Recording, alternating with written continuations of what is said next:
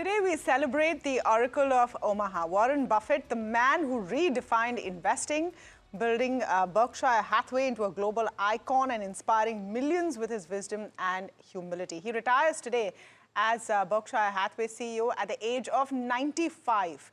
It's not just the end of an era, it's a moment to honor a legacy that will shine for generations. And frankly, someone who's had an impact far wider than his geography, perhaps wider than he also expected. And Neeraj, you know, I think you should be the one to take this forward because you are so invested in Warren Buffett's legacy. I personally don't know anyone who's gone the last 3 years at your own time and expense to listen to Mr. Buffett at the famous annual conference. And you've always come back and described it to us. And these are some of the pictures that Neeraj has taken over the years when he's gone there at this conference in Omaha. You've described it like a stadium filled out for a rock star. Yeah, and it was. In fact, in rock star concerts, maybe the people are not standing behind the rock star. In this case, it's surrounded entirely. But yeah, Tamanna, I mean, it's a long and arduous trip to Omaha. It's back of beyond, if you will, for an Indian traveler for sure. But be there for those 2 hours or 2.5 hours and listening to him, just being in the same room. And I don't know. I mean, it's difficult to describe because to a layman, it'll be like, उसमें क्या है यार, ठीक है, just another person. और हमको क्या करना है? Indian equity investors को क्या करना है? Why does it matter? Why does it matter to you? I just think having read so much about him all through the years, having heard the AGM since the last 9 years now, some of the things that he says, which are applicable to both investing and life, are so profound. And Tamanna, both you and me are lucky of the fact that one of his key messages in life, which is that the most important decision in your life is who you choose to marry. We've been on the lucky side of it, right? That both of us have better halves. In that our partners are the better halves of our 100%.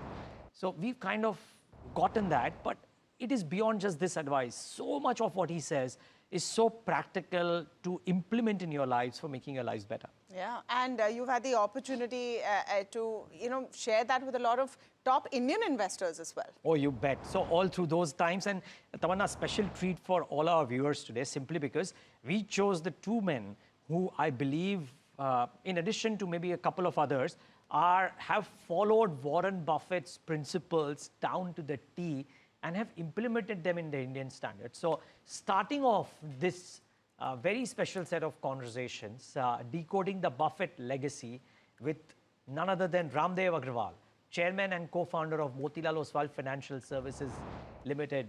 And Mr. Agrawal, thank you so much for joining in all the way from London. And I'm inclined to ask you, what is your favorite learning of Warren Buffett? Yeah, thank you, Neeraj, for remembering me today. So actually, I mean, I've learned everything from him. Way back in '94, first time I heard about him, and I was very excited about stock market, and I thought I'm a smart guy. I knew everything. And when I read first annual report of '94-'95, I realized that I have to go to KG for learning investing. So, and good thing is that I found him as my guru. And since then, I've not bothered to figure out other gurus in investing. There are so many gurus, but I just followed him throughout. So one of the most important thing I learned, first thing I learned is that earlier we used to know only about EPS and P, the only two ratios. Then I learned about return on equity. I mean, the power of high quality companies, return on equity. That is what I learned first. And then we learned about quality investing, and then it kept on evolving as his biographies and other books started coming. We started learning more and more, and then finally I wrote my version of Buffettology called QGLP, quality growth at reasonable price. So that's what I mean. Ultimately, Buffettology terminated into my philosophy, QGLP, quality growth, longevity at reasonable price. So that's how I would sum up what I learned from him. Interesting. Now, can I ask you, Mr. Agrawal, the most often asked question is what Warren Buffett whatever he has done, is it replicable? And I wonder that in the Indian context or in this age of AI and algorithmic trading, can a buy and hold forever strategy still generate the kind of alpha that Warren managed to generate? Yes, I think investing is no different. The new technologies, new way of evolution has always been happening. Might be in the technology era, things are a little faster, but at the same time, the wealth created is also very fast, and the size of wealth created is also very fast. I mean, you can see Apple and Microsoft, and now in just 4 5 years, Nvidia, $5 trillion kind of thing. So I think you can create a lot of wealth very, very fast in technological era. But I think the principles of investing remains same. It was 200 years back same, and today I think he has framed it very well. Price is what you pay, value is what you get. So the whole thing is about understanding underlying value of the company. In fact, the researchers and people like us, we are supposed to learn value. Price is given to everybody, and this is the market where you can get $1 things for $10, and $10 thing you can buy at $1. So you have to understand underlying value, and that's where Buffett and Munger both excel. Yeah, great that you brought up Charlie Munger, because I'm inclined to ask you, we can't talk about Warren Buffett without talking about Charlie Munger, right? How crucial, Mr. Agrawal, was that partnership in moving Warren Buffett from buying cigar butts, which is cheap, bad companies, to buying wonderful businesses at fair prices? Yeah, Benjamin Graham is his guru. I mean, he learned investing from Benjamin Graham in Colombia. But I think real architect in his tribute, he said the real architect of Berkshire Hathaway was Charlie, and Charlie showed him the way to quality investing. So the famous saying of Charlie is that it is far better to buy a wonderful company at a fair price than a fair company at wonderful price. And actually, Buffett's biggest mistake and the first big mistake was buying Berkshire itself, which is a very kind of a value company available at very, very cheap price, but he had tough time getting out of it. So, and the money which he got from there, and he spent in buying Coca-Cola, Seas Candy, so all those kind of wonderful companies he bought.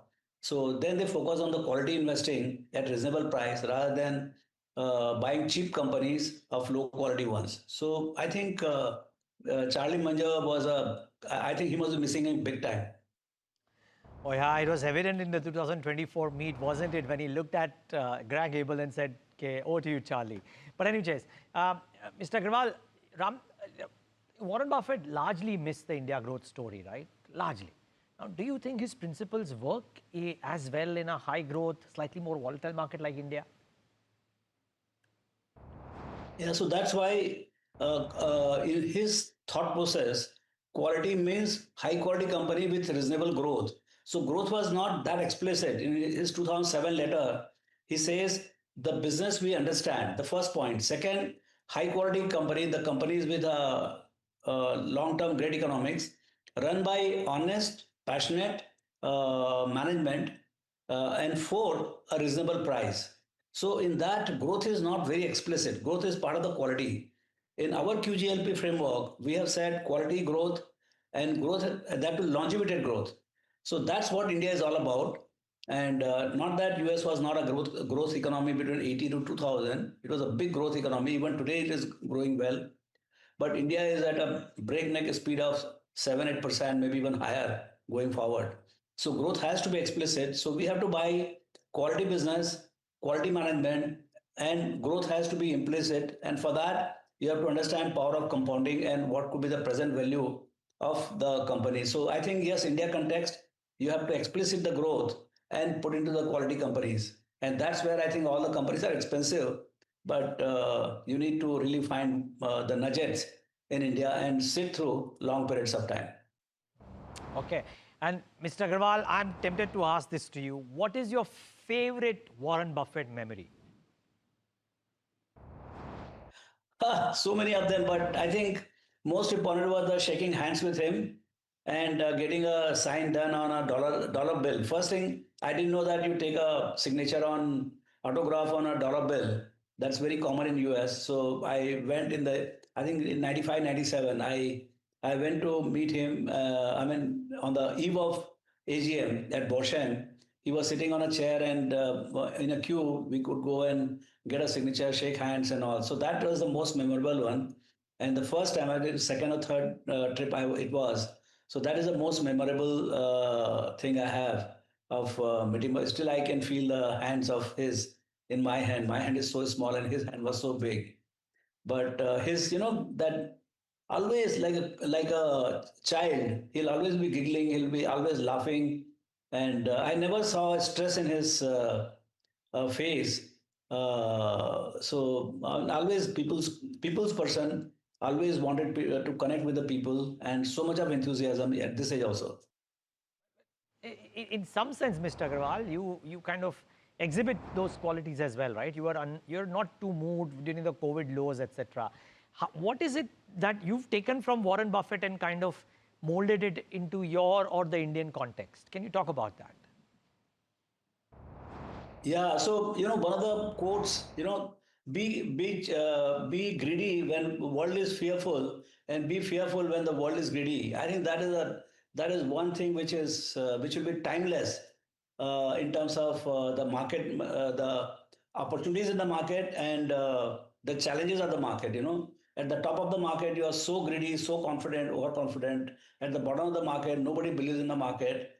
So I think that was one thing which always keeps rhyming in my head.